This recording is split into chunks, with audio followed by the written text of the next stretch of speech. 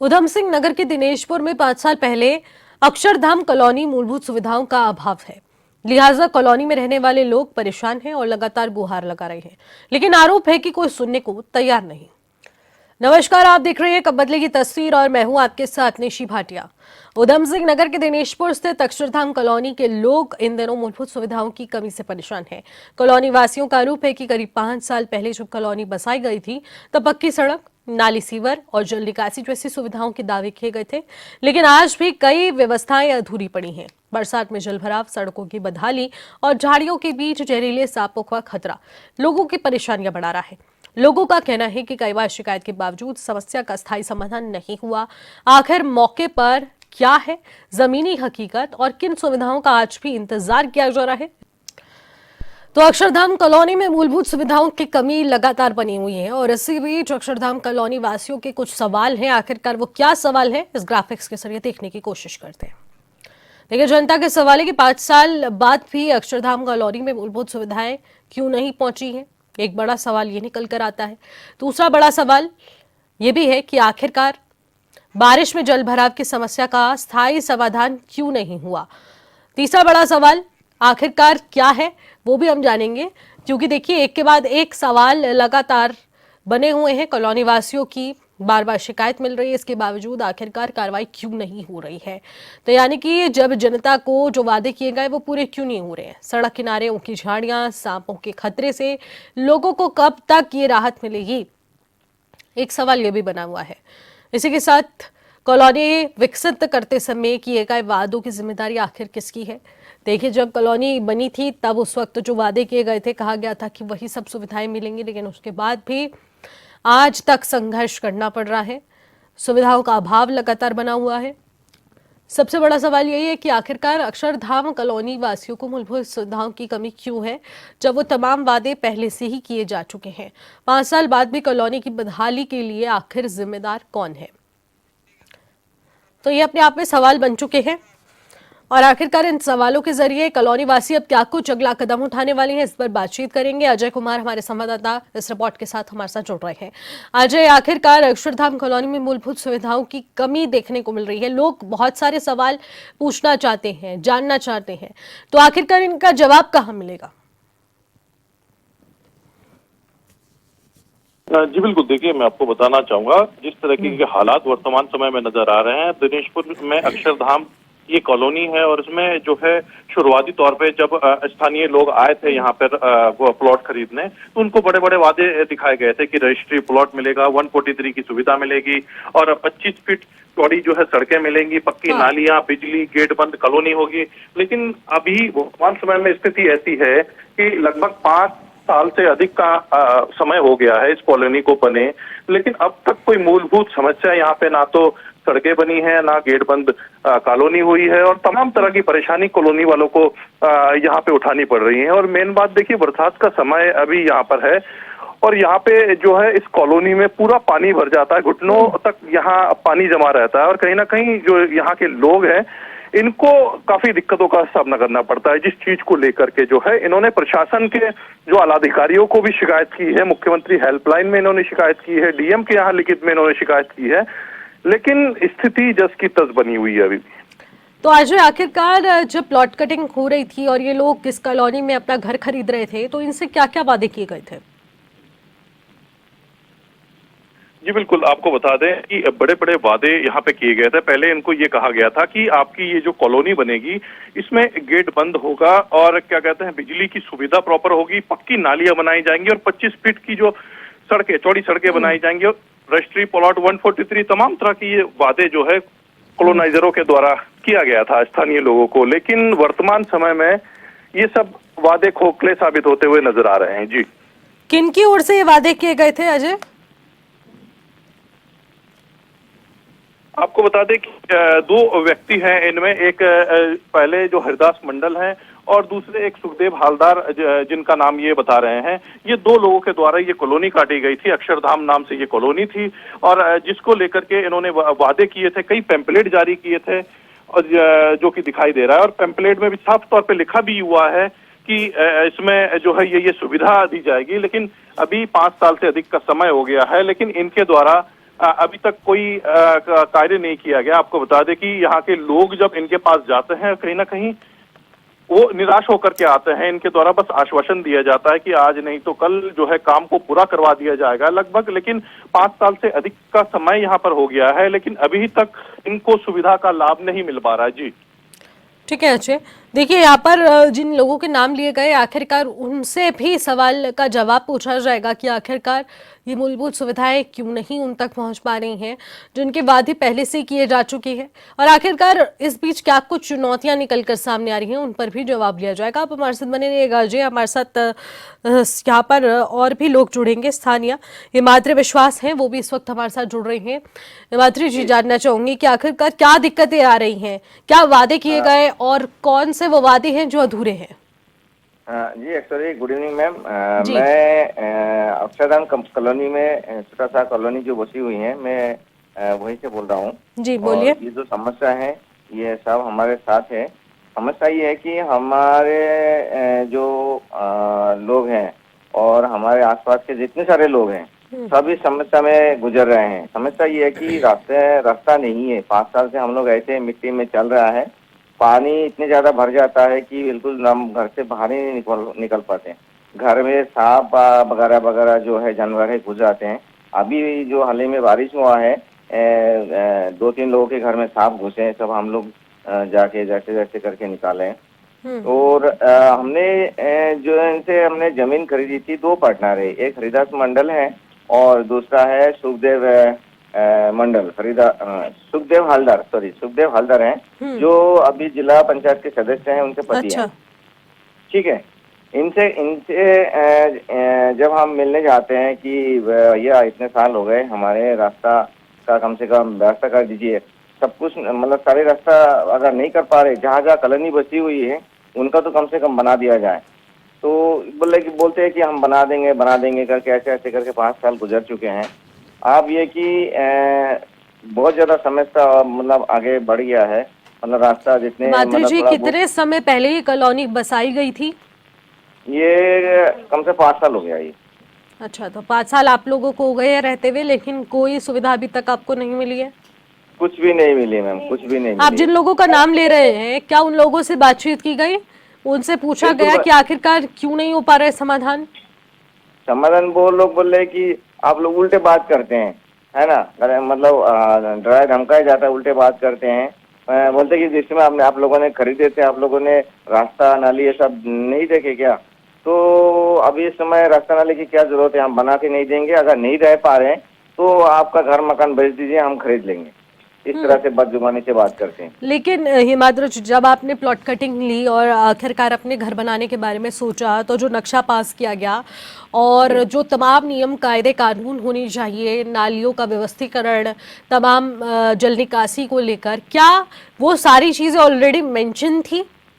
हाँ मेंशन थी। वो या सिर्फ हवाई वादों या फिर जो मौखिक रूप से बातचीत हुई है उसके जरिए ही इस चीज को लेकर सेटलमेंट हुआ था? नहीं, वो लोगों ने नाली का जो है जगह छोड़ दिया। नाली बनाया था, मतलब कच्ची नाली वो लोग ने बनाया था और रास्ते के लिए जमीनें छोड़ दी थी। 25 फुट चौड़े सड़क है, ये रास्ता दिखाया था। यहाँ पे हम रास्ता पक्का बनाएंगे और ये नाली जो है ये इसमें हम पक्का बना के देंगे। आप लोग जल्दी जल्दी घर मकान बना लीजिए, तब तक हमारा रोड बन जाएगा। तो आपके पास वो सारे डॉक्यूमेंट प्रूफ्स हैं? हाँ, हमारे पास फोटो वगैरह सब। ये रास्ते का काम भी शुरू किया था। हाँ। हमने मीडिया में दिखाया भी है। रास्ते का काम चल रहा था, वो फिर रुकवा दिए। तो यानी कि आपके पास सब डॉक्यूमेंट्स प्रूफ है और उसके बाद भी नकारा जा रहा है कि ऐसी कोई भी व्यवस्था और ऐसा कोई भी सेटलमेंट नहीं हुआ था? जी मैम, कोई सेटलमेंट नहीं हुआ है। ठीक है, तो आखिरकार सामने से जवाब क्या आ रहा है कि आपने उच्च अधिकारियों से बातचीत करने की कोशिश की, विधायक साहब से बातचीत करने की कोशिश की? जी, हमने इससे ऊपर गए थे। एक तो मुख्यमंत्री पोर्टल में हमने कंप्लेंट डाली, उसका भी हमारे नगर निगम में आ चुका है। बोलते हैं कि हम जल्दी से जल्दी कार्रवाई कराएंगे। उसके बाद हम डीएम साहब के पास गए, वो बोलते हैं कि हम भी करेंगे, उचित कार्रवाई करेंगे। लेकिन उसमें से उनका एक कहना उसमें मुझे अच्छा नहीं लगा। बोले कि जब आपने रजिस्ट्री करवाए, रजिस्ट्री पेपर में आपने लिखवाए थे कि 25 फीट का चौड़े रास्ते बना के देंगे करके। तो मैंने कहा कि सर ऐसा तो कभी सुना नहीं है कि रजिस्ट्री पेपर में ऐसा लिखाया जाता है। तो लेकिन ये सब चीज अगर हो तो मतलब केस को सॉल्व करने में आसानी हो जाती है। तो वहाँ पे उनकी बातों में थोड़ा सा मुझे डाउट हुआ है। फिर हम लोगों ने उसके बाद गए हमारे तहसील में, जो उप जिलाधिकारी के पास, वहाँ पे हमने ज्ञापन दिया। देने के बाद उन्हें तहसीलदार को फोन किया हमारे सामने ही, उन्हें कहा कि जल्दी से जल्दी इसका संज्ञान लीजिए और कार्रवाई कर दीजिए। उसके बाद देखते हैं मतलब क्या करा जाए। मैंने कहा कि नहीं ऐसे नहीं, डीएम साहब ने अभी आश्वासन दिए कुछ करेंगे, कुछ कर ही नहीं रहा है। फिर बोले कि ठीक है ऐसा करो, इनका कार्रवाई करो और इनका जमीन अगर कुछ बची है तो उनमें स्टे लगा दो। उसके बाद कोई कुछ हमारे पास आया नहीं है। ठीक है हिमाद्री जी, तो देखिए यहाँ पर भी एक चीज निकल कर आती है कि लगातार अधिकारियों के संपर्क में रहे। नगर निगम से जब इस चीज को लेकर प्रस्ताव आ रहा है कि वो इस चीज को व्यवस्थित कराएंगे, तो लगातार नजर बनाए रखिएगा, फीडबैक लेते रहिएगा और जानते रहिएगा अपनी समस्या को लेकर कि आखिरकार कहाँ तक काम पहुंचा, कितनी प्रगति हुई है इस काम को लेकर, और तभी कुछ समाधान खोजा जा सकता है। लेकिन हम भी लगातार अधिकारियों के संपर्क में हैं और यहाँ पर लाइव उन्हें फोन मिलाया जाएगा, उनसे जवाब तलब किया जाएगा कि आखिरकार 5 साल बीत जाने के बाद भी जो किए हुए वादे हैं वो क्यों पूरे नहीं हुए। बहुत बहुत शुक्रिया हिमाद्री जी हमारे साथ जुड़ने के लिए। अजय, आपका रुख करना चाहूंगी और जानना चाहूंगी, देखिए हिमाद्री जी जिस तरीके से बता रहे हैं कि उनके पास वो सारे डॉक्यूमेंट्स हैं, लेकिन उसके बावजूद भी ये निकलकर सामने आ रहा है कि जिन 2 पार्टनर्स का नाम लिया जा रहा है और एक उसमें से वर्तमान में जिला पंचायत सदस्य हैं, उनकी ओर से सिर्फ और सिर्फ हिलावाली की जा रही है। कहा जा रहा है कि पहले सोचना चाहिए था, अब क्या फायदा। ये रवैया आखिरकार अब इस वक्त क्यों? देखिए कहीं ना कहीं इससे एक बात तो साफ है कि जो प्लॉटिंग इन्होंने उस समय ली थी, यहाँ से 5 साल पहले ली थी, उसके कहीं ना कहीं दाम में इस समय बढ़ोतरी हुई है, जिस चीज को लेकर के ये कहीं ना कहीं जो प्रॉपर्टी डीलर है, जो कॉलोनाइजर है, ये हिचकते हुए नजर आ रहे हैं। और ये इनका ये कहना है, इनका ये जो रवैया है, जो इन पे आरोप ये लगाया जा रहा है कि इनके पास जब ये ग्रामीण जा रहे हैं, जब स्थानीय लोग जा रहे हैं कि हमारी रोड नाली बना करके दो, तो इनके द्वारा धमकी दी जा रही है और हिलावाली की जा रही है कि आप अगर इस कॉलोनी में नहीं रह सकते तो आप पुराने दामों में आप हमें कॉलोनी वो अपने जो मकान है वो वापस कर दीजिए। ये तमाम तरह की बातें जो है ये निकल करके सामने आ रही है। इस चीज को लेकर के जो है परेशान होकर के जो स्थानीय लोगों ने उच्च अधिकारियों के संज्ञान में डाला है। मामला अभी विचाराधीन है, अभी कागजी कार्रवाई चल रही है। एक जो इन्होंने माननीय डीएम साहब के यहाँ जो एप्लीकेशन दे रखी थी वो अभी यहाँ नगर पंचायत दिनेशपुर को ट्रांसफर कर दी गई है और वर्तमान समय में नगर पंचायत दिनेशपुर इसकी जांच कर रहा है। और दूसरी जो इन्होंने कंप्लेन मुख्यमंत्री हेल्पलाइन में शिकायत दर्ज करवाई है, उससे अभी तक इनको कुछ जानकारी नहीं मिल पाई है कि आखिरकार वो कार्रवाई कहां तक पहुंची और क्या कुछ इसमें आगे अग्रिम कार्रवाई चल रही है। जी ठीक है, लेकिन अजय जो 2 आपने नाम लिए थे उसमें से सुखदेव हलदार था और दूसरा नाम कौन था? दूसरा नाम आपको बता दें, हरिदास मंडल। ठीक है, हरिदास मंडल। आती हूँ आपके पास अजय। हमारे साथ एक और व्यक्ति जुड़ रहे हैं, नारायण मंडल, वो सभासद है वार्ड नंबर 3 के, उनसे भी बातचीत करने की कोशिश करते हैं। नारायण जी, आखिरकार इस प्रकार की दिक्कतें क्यों आ पा रही हैं? पहले तो प्लॉट कटिंग हुई, तमाम वादे किए गए, जब लोगों ने घर ले लिए हैं उसके बाद कहा जा रहा है कि आपको पहले सोच समझ के लेना चाहिए था, या तो इसी तरीके की व्यवस्थाएं मिलेंगी। तो देखिए मैम, ये मेरे पास ये पहले भी ये हमारे वार्ड के लोग हैं, मेरे पास भी आए थे ये लोग, ठीक है। तो मैंने इनको बताया कि देखो, जहाँ जब आपने प्लॉटिंग लिया था तो प्लॉट लेने से पहले आपको पहले रोड नाली का वो देखना चाहिए था। तो उन्होंने मुझे बताया कि देखिए, उन्होंने वादा तो मुझे किया था कि रोड नाली, निकासी नाली वगैरह सारा कुछ बना देंगे, लेकिन अभी जो है वो मुकर्रर है कि अभी बनेगा नहीं रोड नाली। हमारे जो अपने जो पुराने रेट पे जो लिए थे प्लॉट, हमें अभी घर शर बनने के बाद ही बता रहे कि हमें बेच दो ये। तो मैंने बताया देखिए, अगर नगर पंचायत का तो इतना बजट होता नहीं है कि जैसे मतलब मान लीजिए पुराने लोग बैठे हैं, उनको छोड़ के जो प्लॉटिंग हुआ है, कोई डीलर प्रॉपर्टी बेच रहा है, वहाँ से पैसा कमा रहे हैं, उनके वहाँ पे जाके हम रोड नाली बनाए हैं, ये तो हो नहीं सकता। ये तो आप ऐसे करिए, इनके खिलाफ जो भी है आप कार्रवाई कर सकते हैं करिए, और बाकी आपका जो है, आपको जो वादा किए थे इन्होंने कि हाँ रोड नाली सारे बना देंगे, तो उनको बताइए बनाने के लिए। तो उन्होंने मुझे बताया कि वो तो साफ मना कर रहे हैं। तो मैंने बताया कि देखिए, हम तो इसमें कुछ कर नहीं पाएंगे क्योंकि प्लॉटिंग के अंदर है। अगर नॉर्मल रोड होता, कुछ होता, गाँव साहब होते, क्योंकि हमारे यहाँ पे 40-40 सालों से बैठे हैं जो कॉलोनी, वहाँ पे भी रोड नाली का समस्या बहुत ज्यादा है। तो प्लॉटिंग के अंदर कैसे बना देंगे? आप उनको जो डीलर है उनको बताइए बनाने के लिए। ठीक है, जो है उनको मना कर रहे हैं कि नहीं हम बनाएंगे नहीं। लेकिन आखिरकार जब आपके मामला संज्ञान में आ चुका है तो अब क्या कुछ एक्शन होगा? बने उसके बाद उनको अप्रूवल दे कि हाँ आप यहाँ पे प्लॉटिंग कर सकते हो। ये तो प्रशासन की भरपूर लापरवाही है इसमें।